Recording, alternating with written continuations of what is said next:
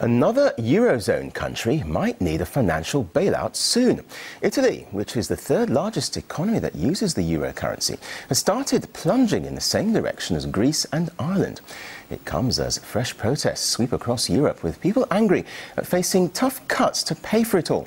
Well, let's talk more on this with European Parliament member Nigel Farage, who's the leader of the UK Independence Party. Thank you very much indeed for joining us here on RT. Now, Good morning. The bailout candidate list seems to be lengthening, doesn't it? As well as Portugal and Spain, Italy seems to be in a precarious position. Now, if the third largest economy succumbs, could that wipe out the euro, in your opinion?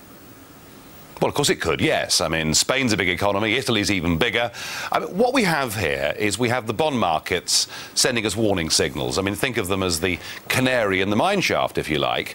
I'm not saying that the bailout crisis will extend to those big countries, but it just could. And certainly, if Spain went down, remember that the debt they've got is about 7 times the size of Ireland, so we'd be talking there about 350 billion euros, and Italy bigger still. And so you get to a point where there is no more bailout money, and where the euro in its current form would cease to exist. I don't know whether that will happen in the next few weeks, but it remains a real possibility, yes. And of course, there are also fears about Portugal. It's thought that Portugal's under pressure to ask for assistance, and an Irish minister says that Dublin was forced to take the bailout. So is there a clash here between political pride and the cold economics of the European Central Bank? Well, I don't know. I mean, the cold economics of the European Union's response to the banking crisis since 2008 has been that every single bank and every single loan and guarantee must be backed up by governments. Now, if you look at countries like Iceland, where they decided to let some of their commercial banks go bust, you see countries that are now beginning to recover. So that was the decision that was taken back in 2008. So in the case of Ireland, the government had to stand behind banks that had made some very unwise loans, and banks that had been operating within the Eurozone, which, of course, Ireland was never suited to. So the point is this. Whatever we do, let's say that the contagion doesn't go any further than Portugal. Let's say the bailout funds aren't exhausted. That isn't the end of the problem, because what you've now got are countries like Greece, Ireland and potentially Portugal, who are trapped inside an economic prison that is called the euro, for which they are not suited. And believe you me, the bailout that Ireland saw last week is not the end of the matter. I suspect that things in Ireland economically will be very much worse in 2 years' time than they are now. OK, but in fairness, the European Commission President said on Sunday that the Eurozone isn't to blame for Greece and Ireland's problems, and that things could have been much worse without the euro. Isn't there some truth in that? There is not a single piece of evidence for those claims by Barroso or Van Rompuy whatsoever. Listen, when Ireland joined the euro, there were people like me saying there was no benefit for the country, as most of their overseas trade was denominated in sterling or dollars anyway, and that to join the euro, they would have to have artificially low interest rates. And for the first 7 or 8 years of their membership of the euro, Irish rates were 3 to 4% lower than they would have been had the Irish kept the punt. And what that meant was that the property boom became the most massive speculative bubble, and that's why the bust is as bad as it is. And now Ireland finds herself in a euro where Eurozone interest rates are going to head up over the next couple of years at the very moment that they're trapped inside a deflationary downward spiral. All right, well, let's have a quick has been a catastrophe. Let me just interrupt you there, if I may. I mean, if we look at the case of Britain, then, as an EU member, signed up to take the benefits of European harmony, isn't it right that they chip in when times are hard? You can't have your cake and eat it, can you? Well, let's examine what these benefits are, shall we? I've been here for 11 years as an MEP, and I'm still struggling to find them.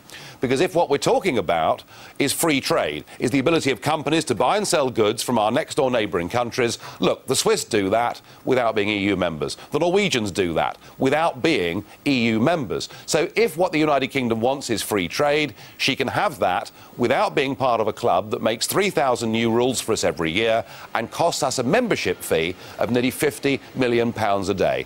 And the £7 billion that the British government has said it will guarantee for the Irish, frankly, is money poured down the drain. What we should be doing is saying to our friends in Ireland, we will help you come out of the euro and get back to having your own currency. Otherwise, frankly, we're wasting this money. In a wider sense, though, the global recession would have affected all nations anyway, surely. Isn't it better that Europe acts as a group instead of trying to struggle individually? Look, of course there's been a global recession. Of course everybody's been affected. But the point about this is that we're going for economic and monetary union across the European Union with countries that have such different and divergent currencies. I mean, we learnt ourselves with the exchange rate mechanism 20 years ago that we weren't suited to it.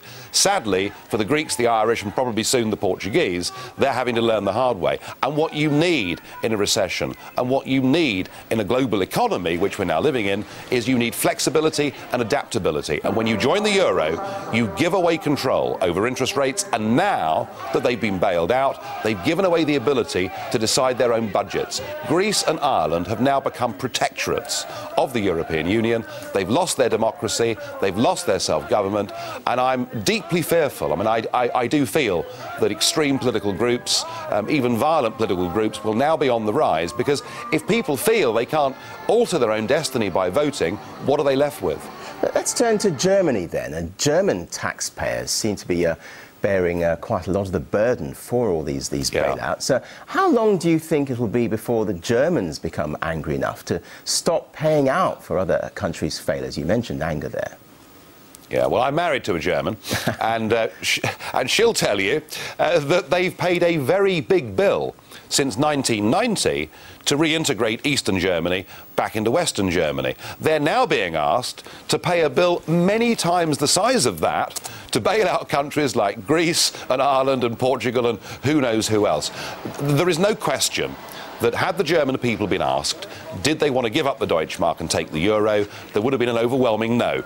But in Germany, as around the rest of Europe, we have a political class that has attempted to impose its own worldview on people without ever asking their opinion. I was in Germany a couple of months ago in Berlin. I spoke at a meeting of people who want the Deutschmark back, and I was impressed. There were lawyers, university professors, hedge fund managers, some very serious people in the room saying, we want to get the hell out of the euro, we want the Deutschmark back. Now, Angela Merkel is playing a clever game, because she was the first person to suggest that perhaps the private holders of bonds in Ireland and Greece may not get the full face value of their bonds back when it comes to maturity.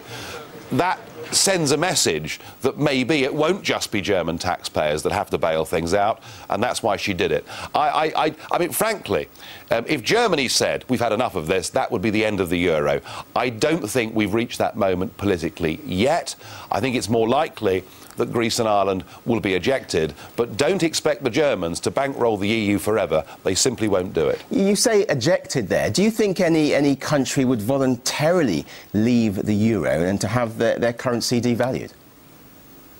Well, they should do, but of course they won't, because what you have in Ireland and what you have in Greece are the same kind of political class that we have across the rest of Europe, and they've been set on this path of creating a European state for several decades now. They can't admit to themselves or their publics that they've got it horribly wrong. They can't admit that what we should be doing in Europe is having a trade organisation where we cooperate together but don't attempt political union. So no, they're not going to do it. And what we're going to see the rise of new political parties. We're going to see some massive changes in European politics over the next couple of years. I hope and pray that it won't be extreme nationalist groups that benefit from this, but I fear that it may be. I mean, despite all the troubles, for example, Estonia is looking to join the euro by 2011, I should say. Why would the zone accept new members amid all this struggle? Oh, because this is an empire. Mr. Barroso once said, I think 2 years ago, he said that the European Union was the first ever non-military empire. And what empires try to do is expand.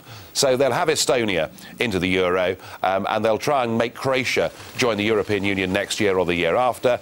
They think that all the while they're expanding, people will say, well, it must be going well, and it'll take their attention away from what's going on within. Sadly, it's too late. And all the opinion polls show that in Germany, in Greece, in Britain, in Ireland, and right across the European Union, increasingly the publics of Europe are holding the political class that have done this to them in increasing contempt.